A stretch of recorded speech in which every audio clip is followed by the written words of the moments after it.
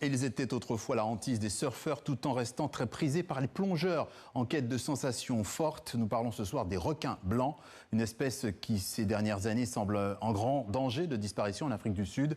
La faute à l'activité humaine, mais aussi à cause des prédateurs. Et tout cela, vous allez le voir, n'est vraiment pas sans conséquences. Illustration au Cap, Timothée Marouzet, Véronique Pérez. Sur ces images, c'est un requin marteau qui s'empare de l'appât. Aucune trace en revanche du célèbre requin blanc. Il y a 10 ans pourtant, ils étaient très nombreux sur le littoral du Cap et dans les eaux sud-africaines. En 2017, on a observé des attaques d'orques. C'est à ce moment-là que la population de requins blancs a commencé à décliner. Du coup, on voit très rarement des requins blancs autour de nos bateaux, peut-être un par an si on a de la chance.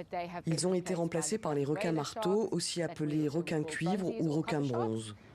Mais l'orque n'est pas le seul responsable d'après ces chercheurs. Accident lors de la pêche à la palangre, filet anti-requin, capture pour la science. L'homme y est aussi pour quelque chose.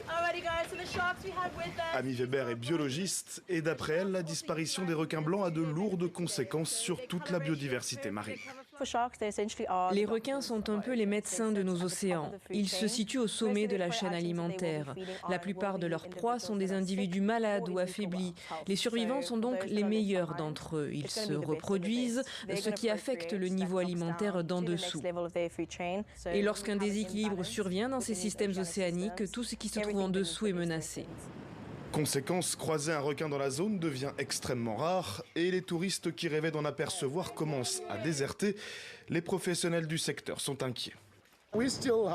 On a encore des clients, mais ce n'est plus pareil.